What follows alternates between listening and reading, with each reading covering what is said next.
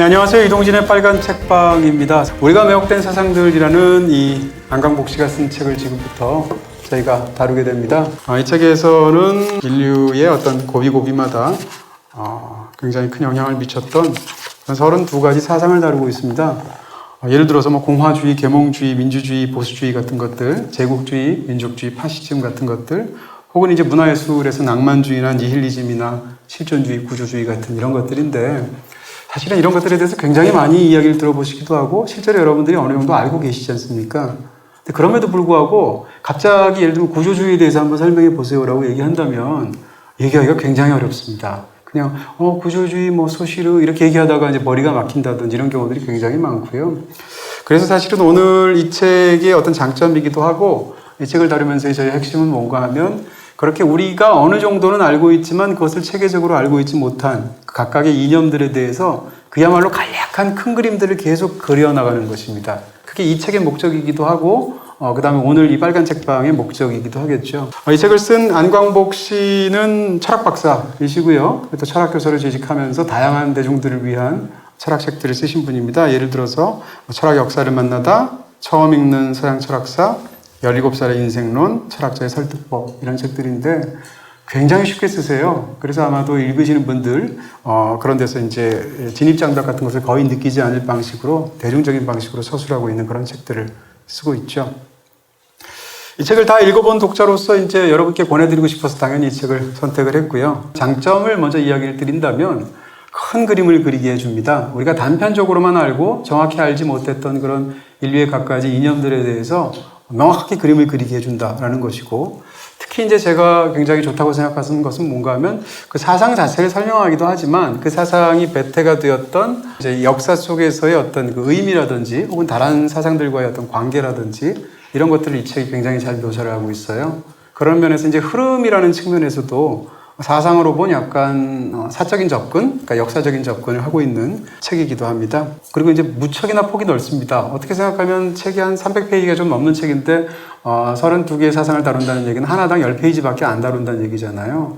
그러니까 당연히 이 책의 장점은 이 책의 부분적인 한계가 됩니다. 근데 그 한계는 당연히도 예를 들어서 공화주의라든지 무슨 계몽주의라든지 이런 것을 위해서 계몽주의 중에서 특정한 부분을 가지고 다룬 굉장히 두꺼운 학술서들도 많을 텐데 계몽주의를 10페이지에 다루게 되고 구조주의도 10페이지로 다루고 이러니까 당연히 굉장히 넓지만 상대적으로 깊이까지 담보가 되기는 어렵습니다.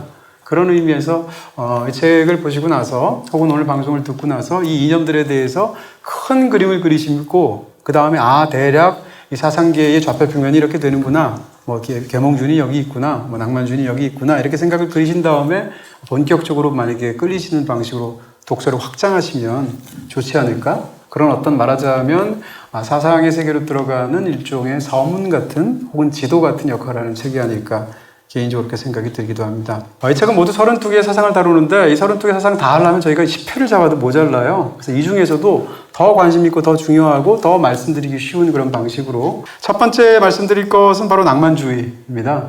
일단 낭만주의라는 것은 그 문예사적으로 본다면 대략 18세기 말에서 19세기 한 중반에 이르는 그런 사이에 특히 유럽 대륙에서 굉장히 큰 인기를 끌었던 일종의 문예사조 이렇게 말씀을 드릴 수가 있겠죠. 근데 그 서양 문명의 전통에 의해서 근대 이후에 인간의 감정이라는 것은 굉장히 폄하되었습니다. 여러 가지 이유가 있을 텐데 왜냐하면 인간의 감정이라는 것은 뭔가 이해할 수 없고 변덕스럽고 이런 것으로 보아서 어떻게 보면 서양의 근대 역사에서 가장 중요한 것은 이성에 대한 어떤 발견, 인간 이성에 대한 맹신 이런 것들이 굉장히 중요한 부분일 텐데 예를 들면 자연과학의 발달 같은 것이 그러겠죠.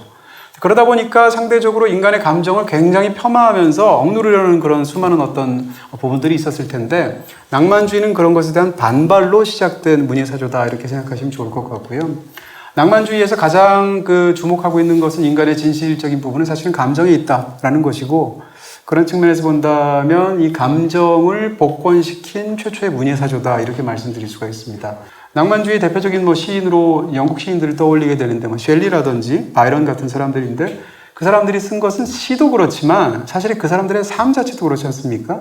그래서 유럽 전역을 떠돌랐다든지 아니면 굉장히 젊은 나이에 요절을 했다든지 이런 부분들이겠죠. 이것은 뭐 단순히 문학 쪽의 사람들뿐만이 아니고, 예를 들어서 이제 프란츠 리스트 같은 작곡가를 보면 사실상 오늘날 기준으로 보면 사실상 록스타 같은 사람이에요. 그 사람의 어떤 격정적인 삶이나 예술을 대했던 태도나 이런 것들이, 그런 의미에서 이제 낭만주의적인 부분들이 있습니다.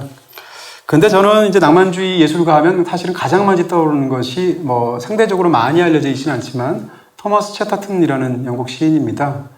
우리가 낭만주의를 생각하고 어떤 천재 예술가 생각하면 전형이 몇 가지가 있잖아요. 첫 번째는 굉장히 어렸을 때부터 아주 뛰어난 예술적인 반응을 보여줬던 신동과 가까운 어떤 그런 어린 천재라는 개념이 있고, 그 다음 또 한 가지는 뭔가 정주하지 못한 채 보헤미안처럼 떠도는 것 같은 이방인적인 속성이 있을 것만 같고, 마지막으로 이 세상과 불화하면서 오래 살지 못하고 왠지 빨리 인생을 끝내서 요절로 죽을 것 같은 그런 이미지가 있지 않습니까?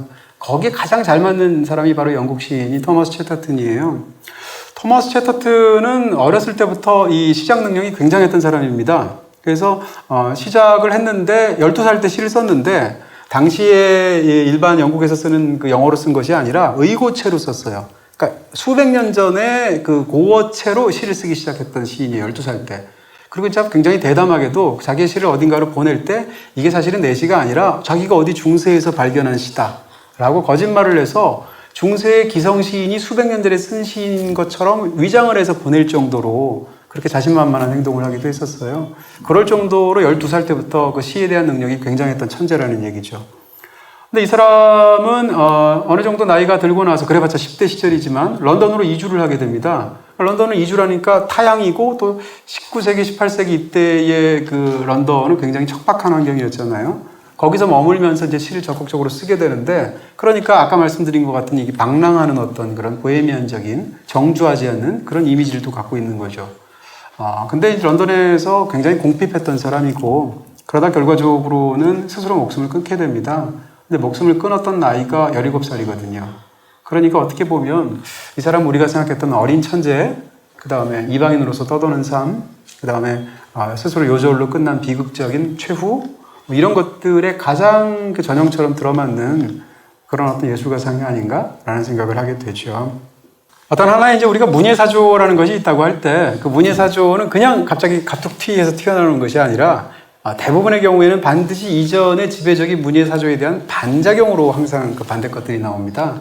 사실 창작자들도 그런 경우 굉장히 많거든요.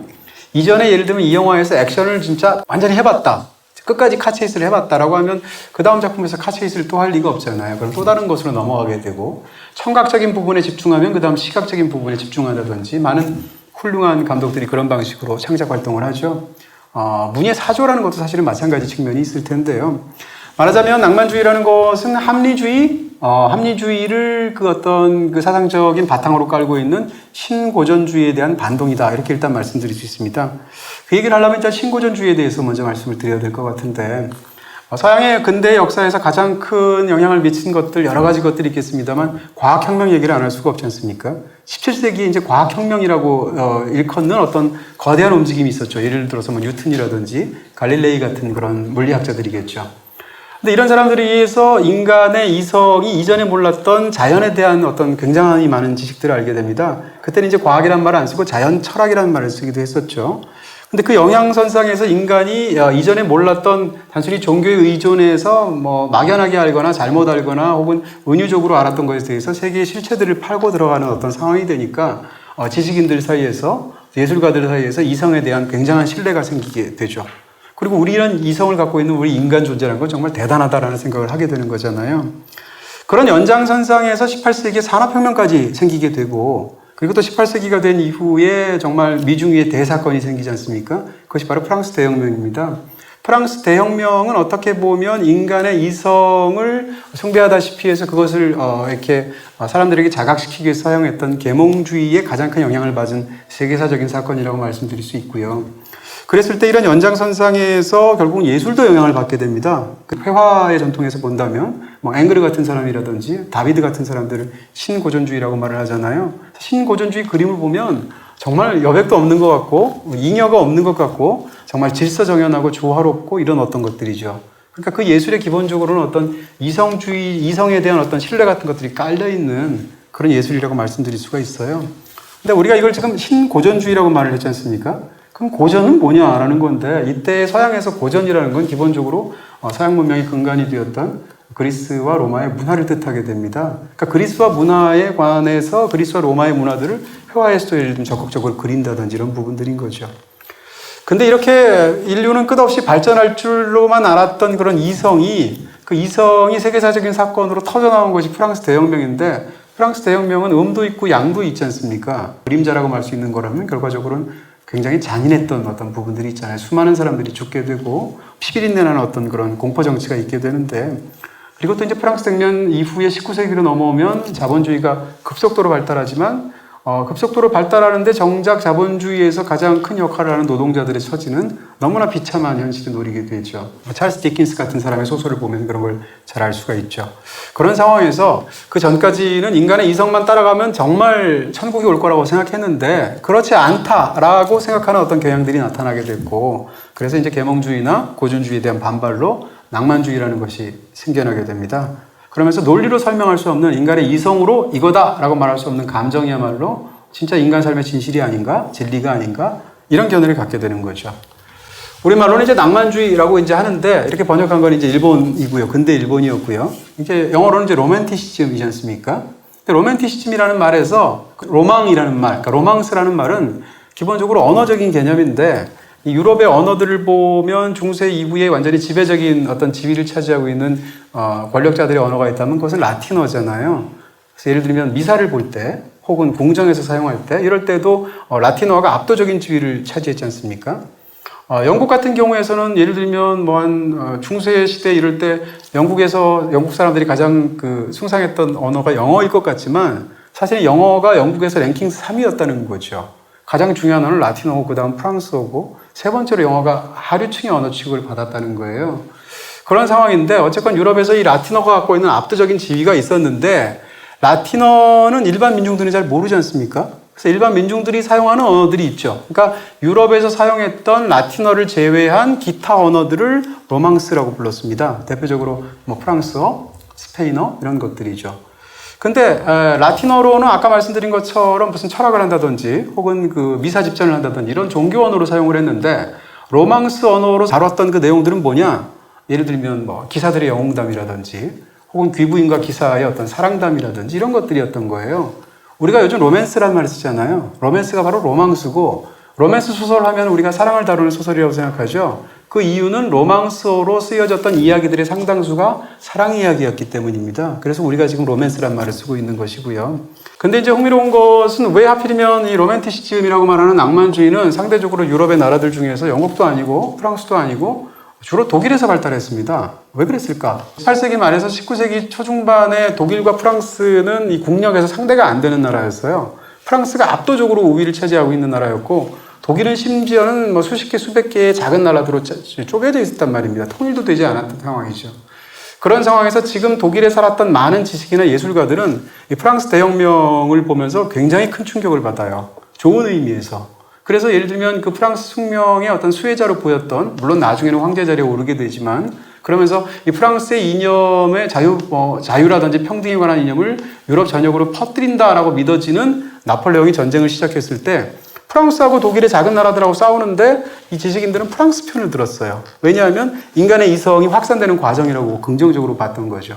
근데 지나고 나니까 그게 그렇지가 않았던 거예요. 그리고 심지어는 그 나폴레옹 자체가 황제 자리에 오르지 않습니까? 그런 부분에서 이제 독일의 많은 지식인이나 예술가들이 실망을 하게 되는데, 결과적으로 프랑스 대혁명이라는 것도 전 세계에 보편타당하게 적용될 만한 그런 인간 이성이 만들어낸 세계적인 사건이 아니라 그냥 프랑스만의 혁명이었구나 라는 생각들을 하게 돼서 거기에 대한 반대적인 생각들이 독일에서 견제적으로 생기게 되었다는 거죠. 그게 바로 이제 낭만주의라는 얘기인데요. 거기다가 아까 말씀드린 것처럼 당대의 독일은 프랑스에 비해서 상대적으로 이제 기술 발달도 덜하고, 요즘식으로 얘기하면 프랑스라는 선진국 옆에 있는 저개발 국가였거든요. 그런 부분에서 상대적으로 정념이라든지 감정이라든지 이런 데 집중하는 낭만주의가 더 이렇게 발흥할 수 있을 만한 그런 계기가 되지 않았을까라는 추측을 하게 됩니다. 가장 유명한 낭만주의자라고 한다면 허구 속의 인물까지 다 합친다면 아마 베르테르가 아닐까 싶어요. 젊은 베르테르의 슬픔, 이게 괴테가 썼던 소설이지 않습니까? 그래서 여러분들 잘 아시는 것처럼 이 소설이 어마어마한 베스트셀러가 돼가지고 이 소설 때문에 수많은 사람들이 이제 동조 자살을 해서 베르테르 효과라는 말을 지금도 쓰고 있지 않습니까? 근데 저는 이제 이 소설의 이 책에서도 그런 말들을 하고 있는데 이게 이제 삼각관계를 다루지 않습니까? 내가 너무 내 인생을 바치고 있을 수 있을 정도로 사랑하는 여성이 있는데 하필이면 그 여성에게는 남자가 있죠. 근데 보통 이럴 경우엔 그 남자는 뭐 돈은 많은데 뭐 악독한 사람이라든지 이렇게 묘사가 되지 않습니까?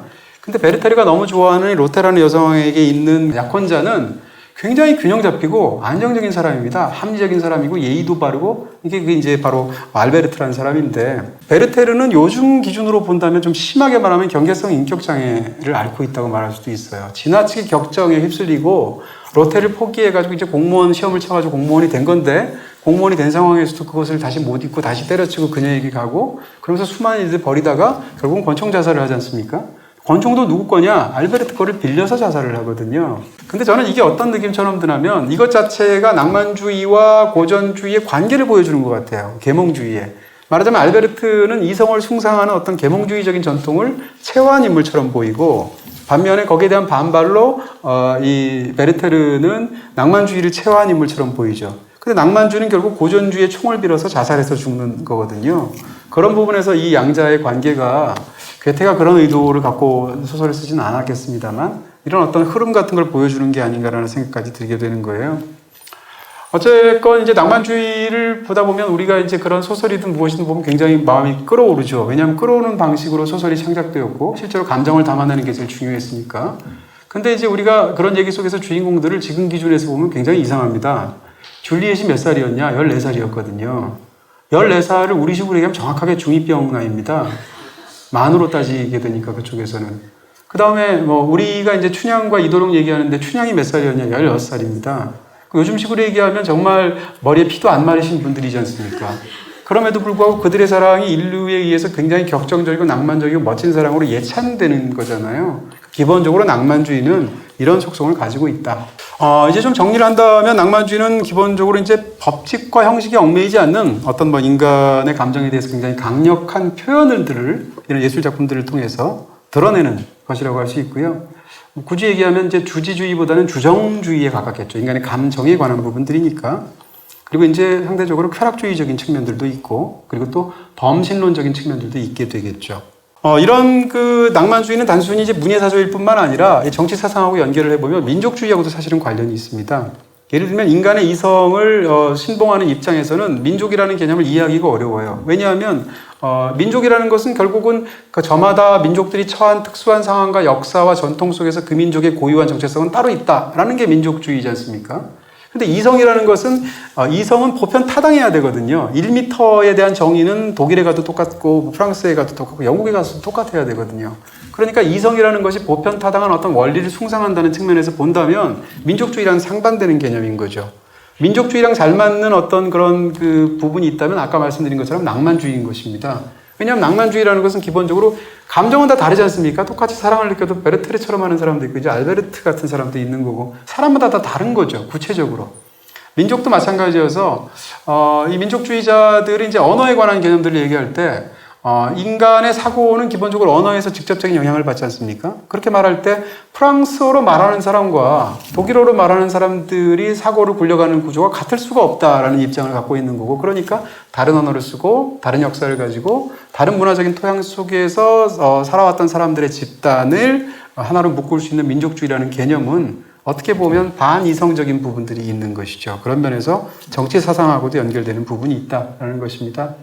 결국 낭만주의는 한계를 드러내죠. 왜냐하면 막 격정적으로 우리를 뜨겁게 만드는데 해결책이 있을 리가 없지 않습니까? 그리고 대안 같은 게 없겠죠.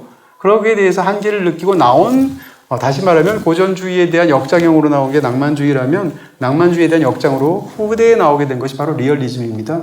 그래서 현실을 있는 그대로 그리려고 하고 그 있는 그대로인 현실 그림으로 인해서 현실의 부조리를 어떤 것들을 넘어서서 사회를 변혁시키려고 하는 그래서 이제 주로 리얼리즘에서는 굉장히 가난한 사람들의 생활들을 집중적으로 묘사를 했던 거죠. 근데 그것은 낭만주의가 못했던 부분이잖아요. 그런 부분에서 낭만주의와 리얼리즘의 관계까지 여러분께 말씀을 드렸습니다.